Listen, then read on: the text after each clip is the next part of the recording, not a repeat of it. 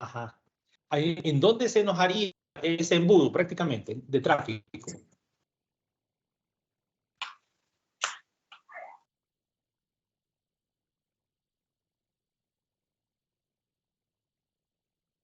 Ese embudo de tráfico, recuerden que decíamos, se nos hace en el gateway, ¿verdad? De nuestra red. Normalmente recuerden que nosotros salimos por un router. En todos los diagramitas que hemos estado haciendo, VLAN, el IPv6 que estábamos viendo ayer, la granja de servidores, hasta en los mismos, en el mismo que estamos montando, ¿verdad? Bueno, que presentaron, ¿verdad? En cada LAN hay un gateway, que ese es el router que funciona como gateway. Esas LANs representadas ahí solo por una computadora, pero al fin y al cabo es una LAN que podría tener, ¿verdad? Así como dispositivos. ¿Y qué hace esos dispositivos? Generar tráfico. ¿Y dónde genera el tráfico? Si nosotros estamos resolviendo, imagínense que la LAN 1 que ustedes configuraron estuviera en la LAN 2 o en la LAN 3, no es lo mismo que esté resolviendo en la LAN 2 o 3 el tráfico DNS y todo pase por ese gateway. Y si tengo 5.000 computadoras, pues la mitad o más estén haciendo funciones de tráfico de página web y el DNS tiene que estarlo resolviendo fuera de su LAN. No es lo mismo que resolver dentro de su LAN, ¿verdad? A nivel de LAN. Que todo el tráfico pase por un embudo que se llama gateway y ahí es donde se genera el gran tráfico. Además de que ya tenemos un tráfico pesado, como hemos dicho, porque esa es una línea troncal, ¿se acuerdan? Quizá 1 gigabit de Ethernet, ¿verdad? No es lo mismo que tener la fase Ethernet en nuestro servidor DNS y estar resolviendo ahí mismo. Aunque como hay algunas direcciones, perdón, que de igual manera, ¿verdad? Por la jerarquía de los DNS, ¿verdad? Si él no tiene las direcciones, obviamente van a tener otro servidor DNS jerárquico que le va a estar informando, ¿verdad? Al igual que los otros formatos de servicio, decíamos nosotros, hay muchas mensajes, ¿verdad? Que sirven para registros, que sirven para responder. Ya sean, por ejemplo, allá nosotros en el módulo de 3 vías veíamos nosotros los ACK, veíamos los FIN, en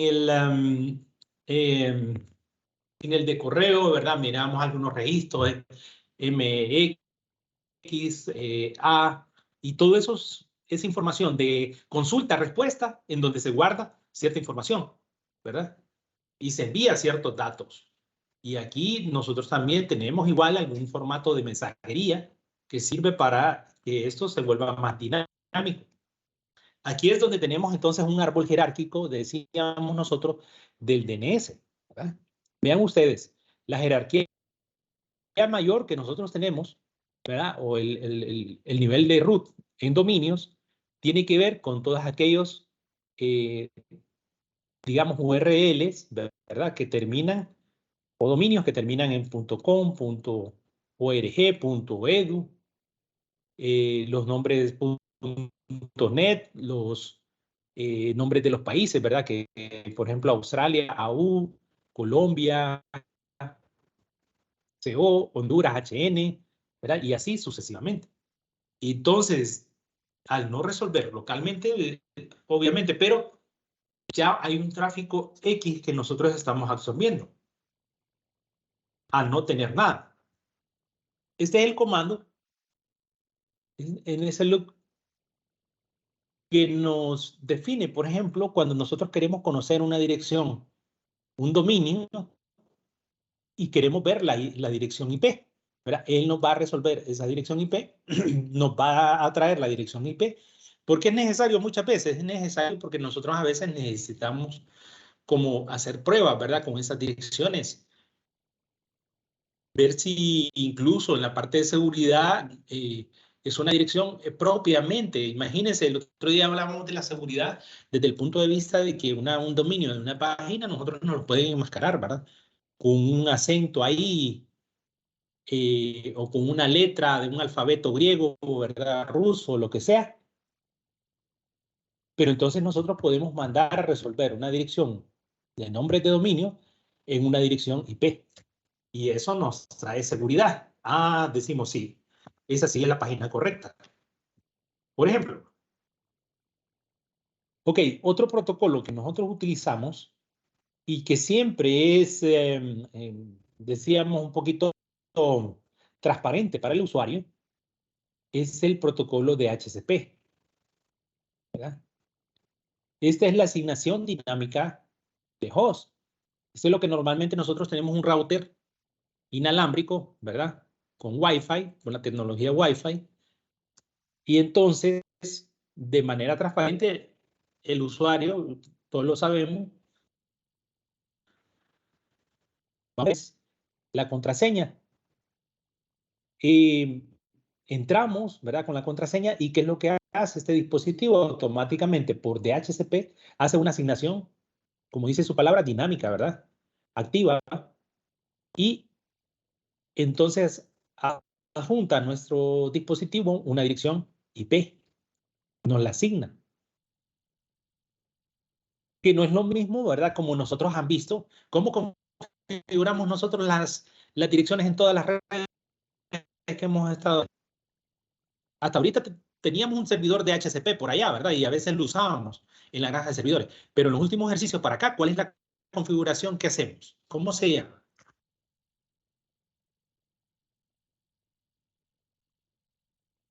Estática.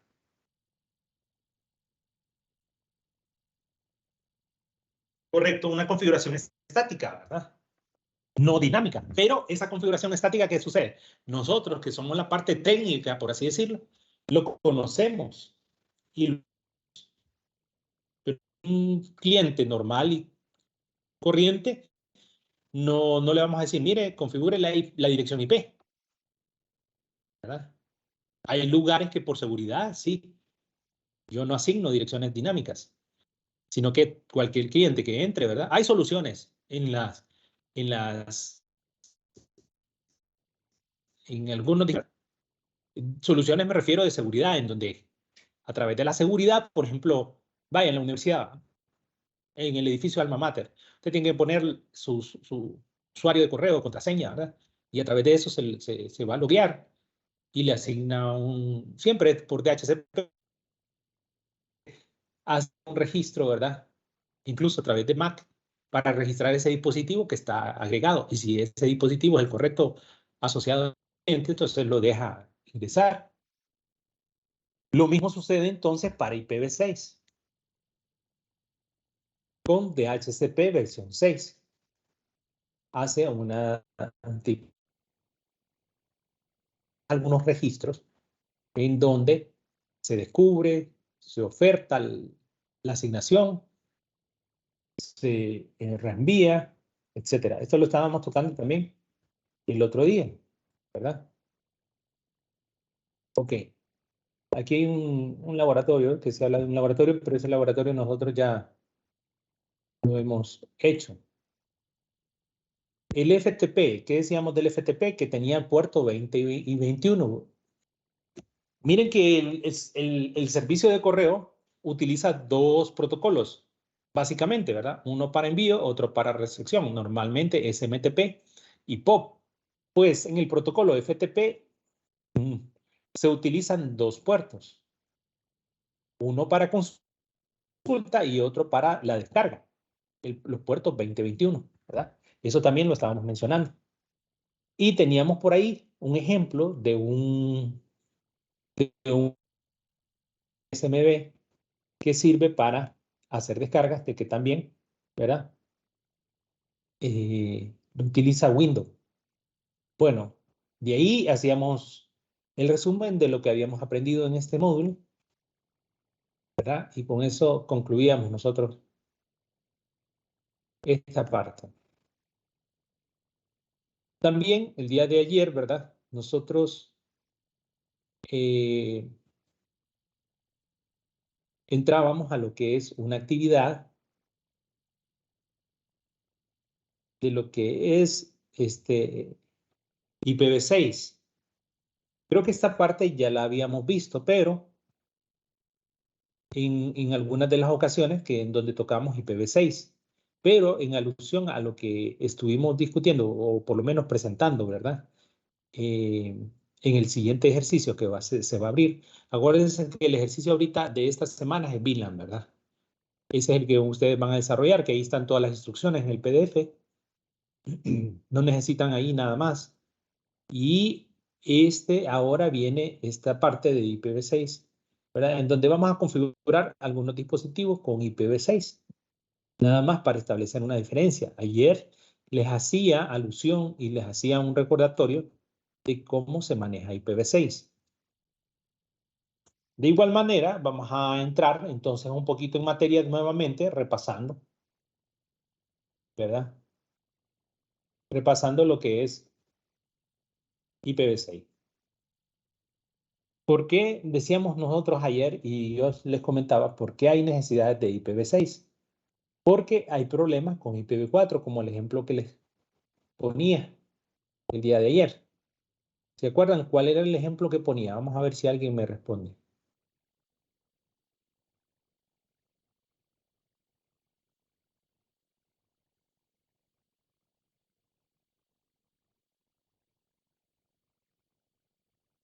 ¿Podría repetir la pregunta, Lick? Mire que hay mucha interferencia por la llovizna que está cayendo. Disculpe.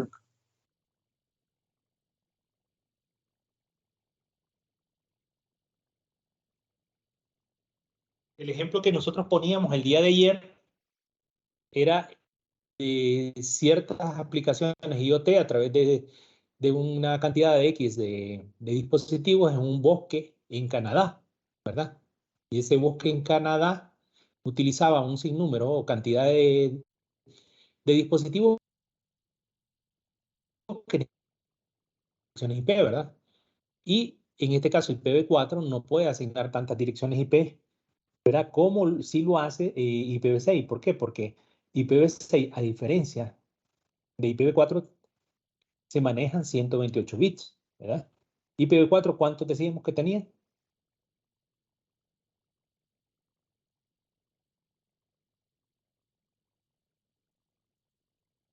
32. 32, 4 octetos, ¿verdad? De binarios Sí. son 32. Entonces vemos que es una cuarta parte de lo que tiene IPv6, que son 128. Entonces eso es lo que nos está mencionando ahí, ¿verdad? También el desarrollo y la actualización de IPv6, ¿verdad? Unas mejoras que trae. Incluso lo pudimos ver, ¿verdad? En su trama, en algunos campos, ¿verdad? Es más liviano, está más actualizado, etcétera, entre otras cosas. Bueno, también hay problemas de... Ajá.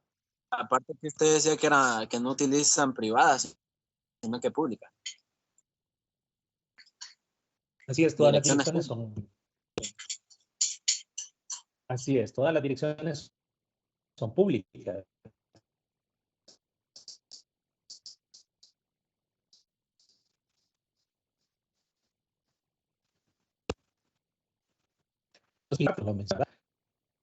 Etcétera, pero que hay una parte que es insegura, ¿verdad? Por lo tanto, IPv6, en esta transición de IPv6, no se requiere, ¿verdad? Todas son direcciones públicas, en general, en IPv6. En Latinoamérica, ¿qué países son los que... En Latinoamérica, ¿verdad? Porque primer mundo, lo que es Europa, Estados Unidos, ¿verdad? Utilizan ya mucho IPv6. Para utilizar IPv6, ¿por qué el mundo en la actualidad no está cambiándose a este direccionamiento? Porque es más, ¿verdad? En el concepto de que para cambiarse a IPv6 hay que tener también equipo especial IPv6. Y se imaginan ustedes, por ejemplo, nosotros cuando implementábamos clases práctica, ¿verdad? En esta área de redes y comunicaciones no teníamos ni la cantidad de 10 switches, a veces una práctica con 5 switches, a lo más, ¿verdad? Cisco.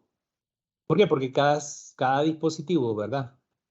Switch o router que nosotros vamos a utilizar es una cantidad onerosa, ¿verdad? Se habla que para por lo menos tener un laboratorio, y esto no lo invento yo, sino que realmente, incluso con la Academia Huawei, por ejemplo, que es otra patrocinadora, se habla de solo un laboratorio de 5 millones, ¿va?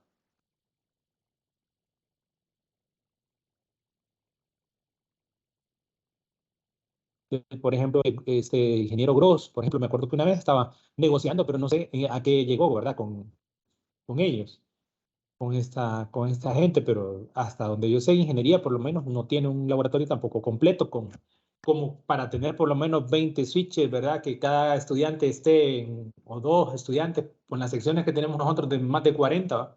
2 o 3 personas por switch o router. Entonces, porque son 5 millones de lempiras. Entonces, esto solamente lo hago en alusión a que no se ha migrado. Una de los limitantes es eso, que no ha habido esa necesidad, a pesar de que es necesaria la migración, no ha habido esa completa necesidad. Entonces, en Latinoamérica, uno de los países que siempre va a la vanguardia en esto de la informática, de hecho, ¿verdad?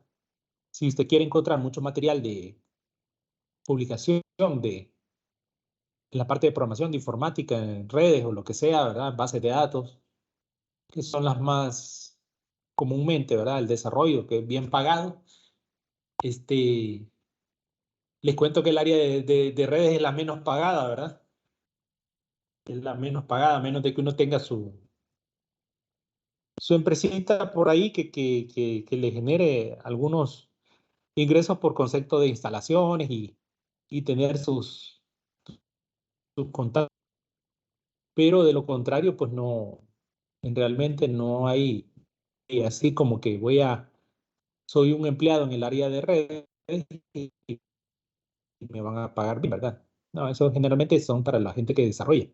Entonces, pero ese es otro tema. Pero ¿por qué lo indico? Pues porque vamos a lo mismo, ¿verdad? El área de redes en la informática es la que menos y debería ser una de las que se tome en cuenta, ¿no? Un poquito más por la parte de seguridad, por la parte de desarrollo. Entonces, en Latinoamérica es Brasil el que lleva la vanguardia con IPv6, así Brasil, por lo menos no tengo aquí para presentarles un dato o salirme de esta pantalla y mostrárselos, pero ¿verdad? Por lo menos ellos ya andan en un 50% de migración de IPv6. Hace algunos años aquí en Honduras, porque Honduras, vea, por ejemplo, las universidades, el nivel de gubernamental, deberían de ser ya algunas instituciones que estén migrando, ¿verdad? Por cuestiones de seguridad y todo eso también.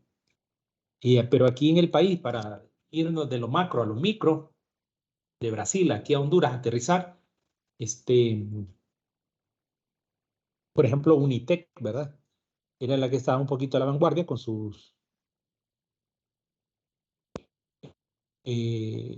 cambio a la parte del IPv6.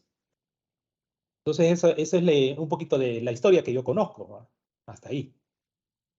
Entonces, pero ¿cuál es entonces la manera más óptima, digamos así, de, de que IPv4 vayamos migrándolo a IPv6?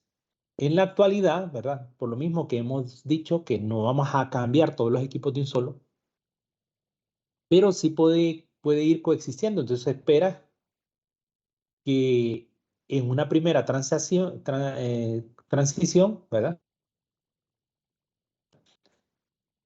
Existan ciertos protocolos que nos ayuden a ir migrando y a que coexistan, ¿verdad? Coexistencia es que ambas tecnologías, IP versión 6 y IP versión 4, puedan trabajar juntas. Entonces aquí hay 3 categorías para que estas puedan trabajar juntas. Una de ellas es el dual stack, ¿verdad? Son los dispositivos que ejecutan pilas de protocolos IPv4 e IPv6 de manera simultánea. Eso nosotros lo podemos implementar y de hecho creo que uno de los ejercicios van a ver ustedes que nosotros implementamos la parte de configuración IPv4 y podemos a la par en un dispositivo así como ustedes que configuran una máquina en Packet Tracer, igual en un router, ¿verdad? En lugar de darle un IP address, le podemos dar una IPv6, ¿verdad? Address y configurar ambas direcciones. Y ambas pilas de protocolo, como dicen aquí, van a trabajar de manera simultánea sin ningún problema. Eso no quiere decir que, que no vayan a trabajar. Cuando me refiero, por ejemplo, a la migración de equipo, ese equipo, ¿verdad? Intermediario, en este caso, router, switches, ¿verdad? Que van a trabajar exclusivamente con esto y que van a tener estas técnicas de migración actualizadas. Otra técnica es el túnel, ¿verdad? Que como dice aquí, portar un paquete IPv6 a través de una red IPv4. Entonces el paquete IPv6 es encapsulado dentro de un paquete IPv4, ¿verdad? ¿Qué es lo que normalmente puede ocurrir aquí? Que acuérdense que la trama de IPv4 es un poquito más grande, ¿verdad? Si encapsulamos un IPv6, aunque sea un poquito menos pesado, pero eh, la trama completa va a pesar un poquito más, ¿verdad? Pero es un método o una técnica que se utiliza. Y el otro es la de el traslado, ¿verdad? Es a través de NAT64, que es que los dispositivos permitan, ¿verdad? Habilitar la comunicación entre IPv6 e IPv4. Y esta técnica es la traducción, así como NAT en IPv4 traduce direcciones públicas en privadas, ¿verdad? Y las convierte, así también NAT en este protocolo, en esta técnica, lo que va a hacer es traducir direcciones IPv4 y las va a convertir a IPv6. Lo que nos dice al final, como nota, es que el método o la técnica de túnel y de traducción son para la transición de IPv6, ¿verdad? Nativo, y solo deben usarse cuando sea necesario. Así como nos dice aquí, el objetivo debe ser la comunicación IPv6 nativa de origen a destino, ¿verdad? Porque cada una de estas técnicas, si ustedes se fijan, implican como un paso más, ¿verdad? Y nativo significa que debe ser por naturaleza completamente, en la medida de lo posible, solo IPv6. Bueno,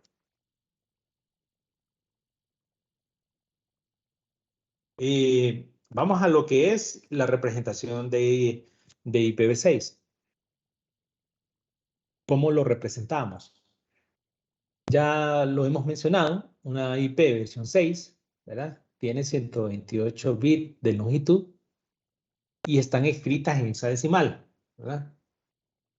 ¿Cuáles son la representación de hexadecimales? Vamos a ver si alguien me lo dice.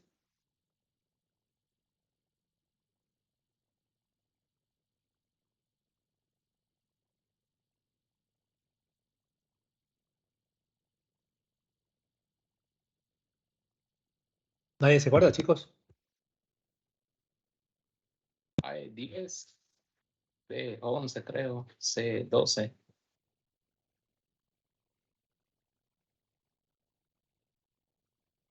Sucesivamente. Comenzamos desde el 0, ¿verdad?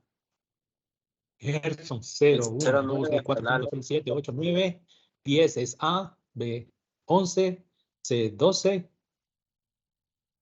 D 13, E 14 y F 15.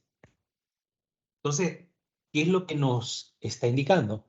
Que aquí vamos a tener en una dirección hexadecimal, van a ver ustedes en números, por ejemplo, para decirlo así, en nuestra manera decimal humana, que es lo que nosotros conocemos, es que vamos a ver representaciones aquí de extetos de 0 a 9 o letras de A hasta la F. ¿De acuerdo? Sí. Ok. Vean ustedes que este es el formato, tal como nos dice aquí, representado por una X como el exteto que nosotros tenemos, ¿verdad? Pero van a ver ustedes que cada X está separada de 2 puntos. En IPv4 recuerden que los octetos están separadas por un punto. En este caso, los sextetos están separados por 2 puntos. Y vean ustedes, esa combinación de hexadecimales que hay ahí, en total hace los 128 bits. ¿Por qué? Porque cada hexadecimal ahí representado, supongamos que en esa primera X, pongamos aquí la dirección que nos está poniendo abajo de ejemplo, que vamos a ver estas direcciones de ejemplo, 2001. Concentrémonos ahí y veamos el 2001 en esa primera X. ¿Cuál sería la representación en bit de ese 2? Vamos a ver si alguien me dice, si recuerda que lo hicimos hace algún tiempo, pero ahorita lo estamos repasando de nuevo. Bueno, y además de hacerlo algún tiempo, creo que también lo vieron en alguna otra clase.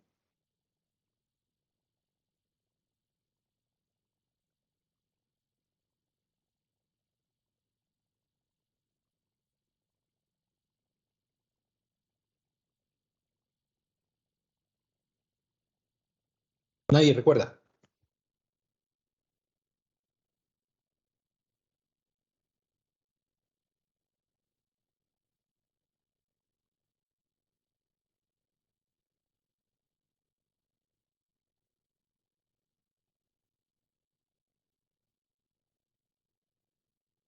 Esto es lo que nos va a dar de comer en el futuro.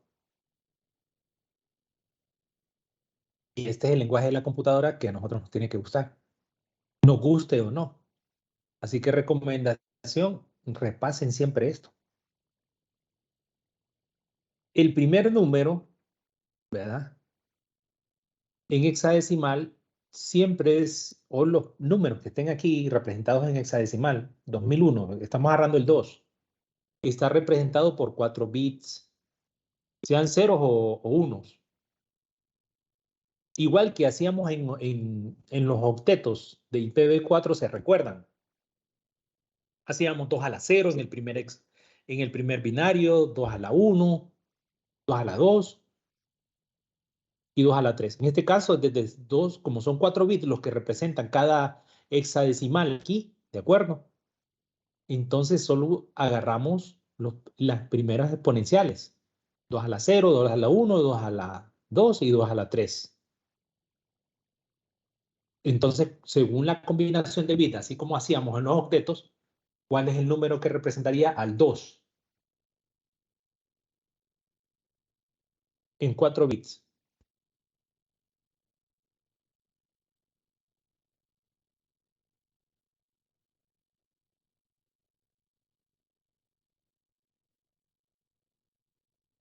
Vamos a ver, chicos, ¿cuánto vale 2 a la 0?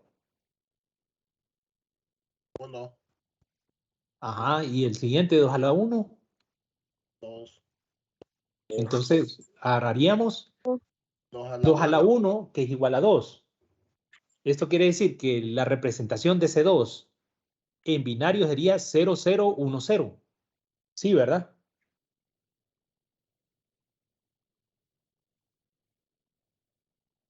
Esto ya hemos hecho ejercicio, ¿verdad? ¿Recuerdan ustedes? sí. Sí. ¿O hay alguien ahí que esté desorientado nuevamente?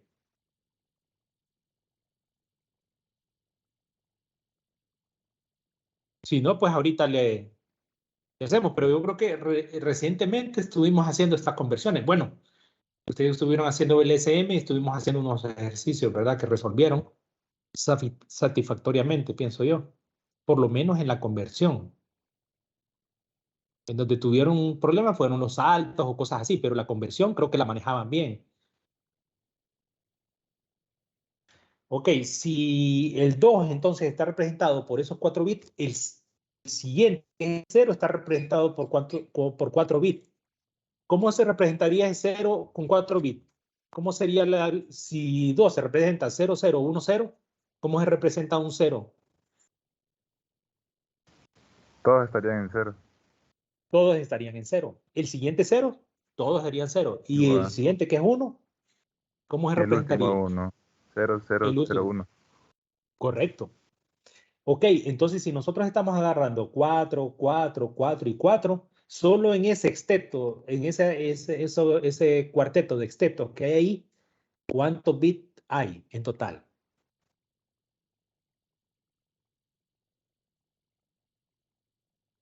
Cuatro, 12. más 4, más 4, más 4. 12. 16. 16, ok. Agarremos el siguiente sexteto y hay otros 16. Ahí es donde está el 0DB8, ¿verdad? Lo están observando. Es la siguiente X que está representada. Entonces aquí tenemos 16 más 16 más otros 16 que estamos sumando aquí otros 4 ceros que hay aquí en esta dirección IPv6. ¿Sí me siguen ahí? 16 más Sí. 16. Perdí ahí. Ajá. Sería ¿Están? 48.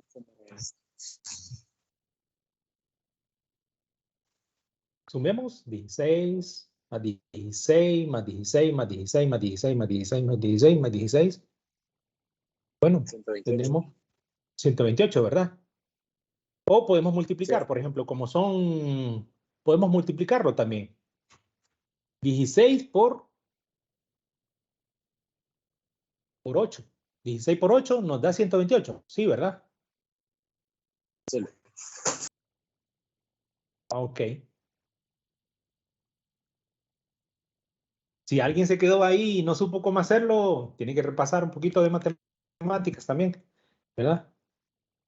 Ok. Entonces, volvamos a la parte del formato, porque ahorita yo estoy explicando el formato, pero en realidad tomé el ejemplo que tienen ellos aquí en pantalla, que es la dirección esta que comienza en 2001. Ok, el siguiente nos dice que IPv6 de una forma no oficial se representa como, se dice que es un sexteto, ¿va? O sea, se refiere a un 6 o 4 valores hexadecimales, que yo les digo también cuarteto hexadecimal, ¿verdad?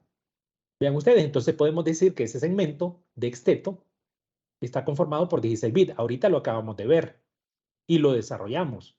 Ahora sí, ¿verdad? Es diferente a que lo diga aquí, yo sé, a que así como lo desarrollamos ahorita, que lo fuimos convirtiendo, ya sabemos que hay 16 bits ahí y que en total están los 128 bits.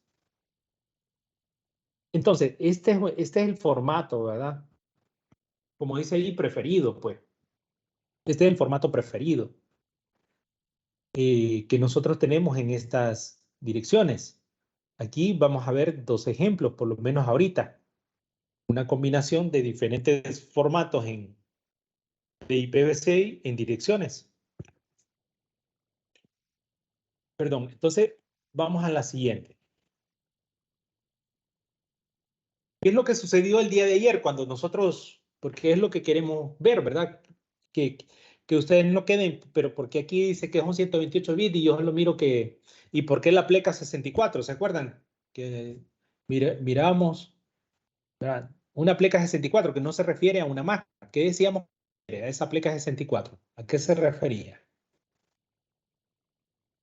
4 bits. Si no me equivoco, era para las subredes.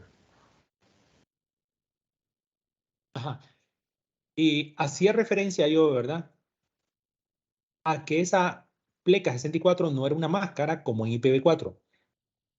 Es la referencia que nos da acerca de la dirección de red que se está tomando, en lugar de tomar los 128 bits que normalmente trae una dirección IPv6, solamente se está tomando 64 bits. En otros van a ver ustedes que se están tomando como referencia una pleca 48 que sería solo 48 bits. ¿Por qué decíamos que solo se está tomando 48 o como el ejemplo de ayer solo se está tomando 64 en vez de los 128 bits?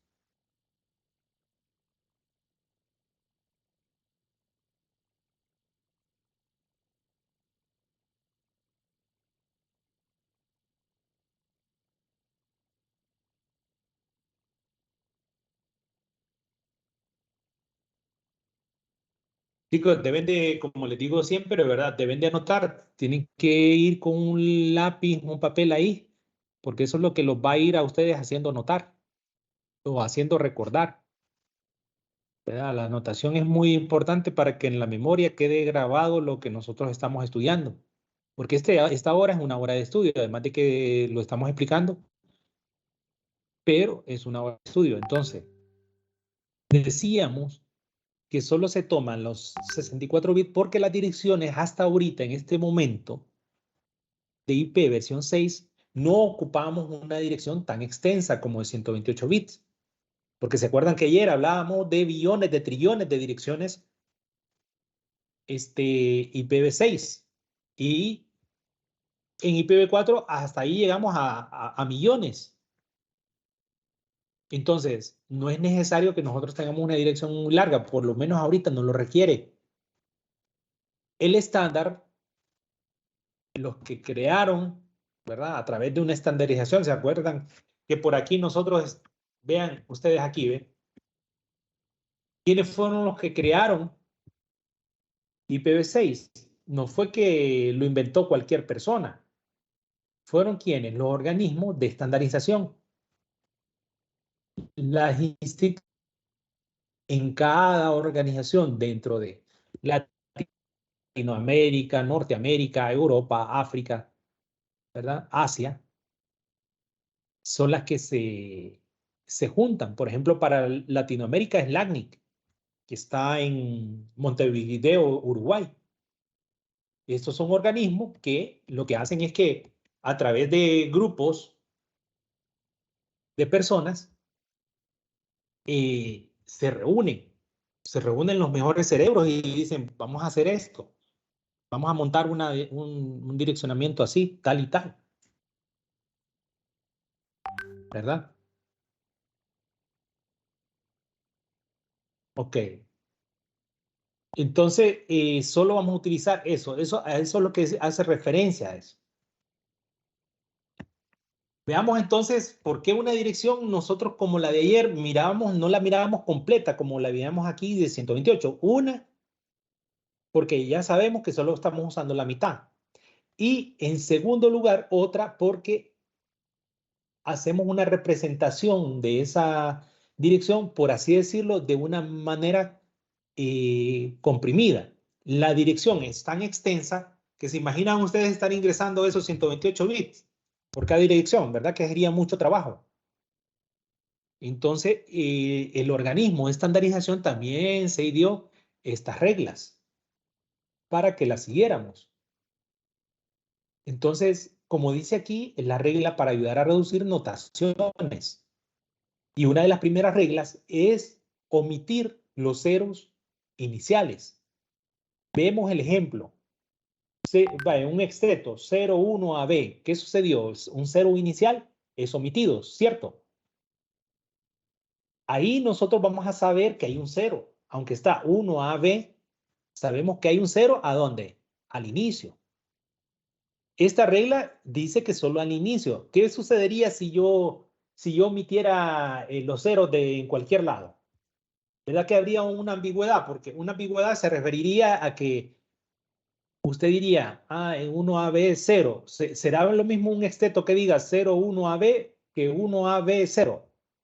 Pregunto. ¿Será el mismo valor en binario? ¿O la traducción que haría la máquina? No, No, ¿verdad? Completamente. Si usted convierte esos bits de inicio en cada posición de notación, o ese 0 lo pasa al otro lado, ¿verdad? Se convierte en un número totalmente diferente. Una secuencia de bits totalmente diferente. ¿Por qué? En base a aquello de que en la normalización nosotros tenemos un 2 a la 0, un 2 a la 1, un 2 a la 2, que va representando cada posición de notación, ¿verdad? O sea, no es lo mismo representar un 0 a la derecha y le ponemos a ese 0 2 a la 0, 2 a la 1, que un 0 a la izquierda que le vamos a poner un 2, por decir, un 2 a la 7, un 2 a la 8, ¿verdad? ¿De acuerdo? Entonces, ven, hay una diferencia. No sé si lo estamos notando, lo estamos captando. Si ya vamos un poquito familiarizados con esto de los binarios, entonces, ya vamos a ir viendo, ¿verdad? Esas reglas. Así. Bueno, aquí vemos otro ejemplo, 09F0, ¿verdad? ¿Cómo se va a representar? Como 9F0. Otro ejemplo, 0A00. Se va a representar como A00.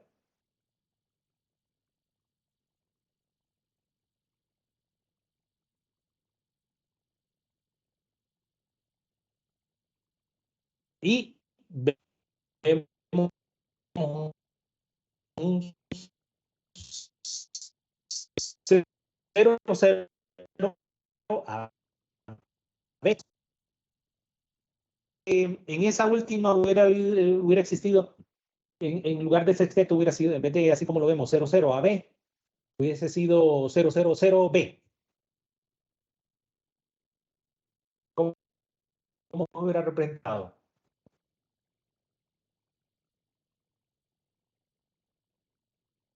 Yo creo que ya están cansados, ¿va? Solo la B. Es que casi no se le escuchaba a ti. Se le escuchaba entrecortado. O no sé si soy yo. Ah, notifíquenme ahí, mándenme un mensaje. Ok, entonces solo la B, como dijo el compañero. Entonces, como nos dice aquí, esta regla solo es válida para los ceros iniciales y no para los ceros finales. Como dice aquí, la dirección sería ambigua, por lo que ya explicamos, ¿verdad? Vean entonces ustedes el formato recomendado, ¿verdad? De una dirección completa. 2001, 0B8, 00, 1111. Y sin los ceros iniciales, ¿cómo se vería? ¿De acuerdo? Vean ustedes que si todos son ceros, entonces, ¿qué? Los ceros iniciales van a ser los primeros 3 ceros a la izquierda. Vean ustedes. Pero siempre deben quedar por lo menos incluido un 0 aquí. Vamos a la siguiente regla, la regla de los 2 puntos. ¿Se acuerdan que ayer mirábamos 2 puntos, verdad? Y estos 2 puntos, o puntos dobles, pueden reemplazar cualquier cadena única y contigua de uno o más segmentos de 16 bits que estén compuestos solo de ceros, pero en una única ocasión. O sea, yo puedo tener un segmento de IPv6,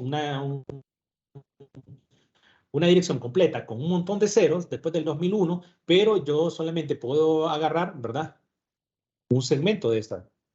Entonces, observen nosotros aquí en el ejemplo. Vemos 2001 DB8, aquí ya sabemos que hay un 0 inicial. Luego dice café, 2 puntos. Mire que formaron la palabra café, ¿verdad? También con estas letras, hasta donde las tenemos, después he visto palabras como bebé. También. 1, 0, 0, 0, 0 iniciales omitidos, ¿verdad? Y se puede representar como una cadena que vemos aquí, los ceros que están entre esos ceros, que ya sabemos que todos son ceros, y 2 puntos, 1.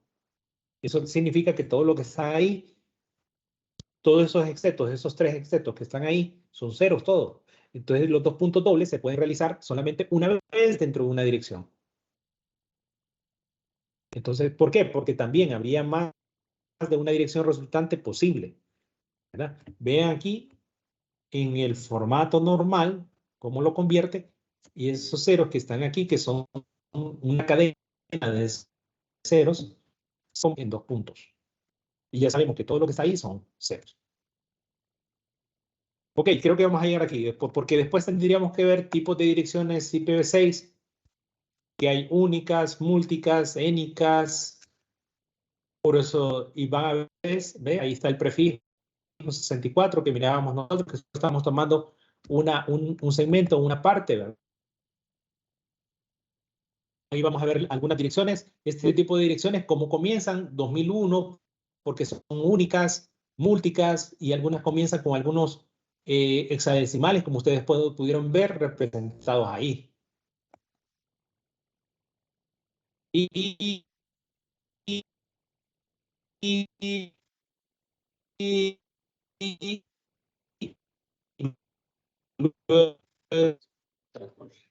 Escucha entrecortado, Lee. Se le quedó pegado el audio, Lee.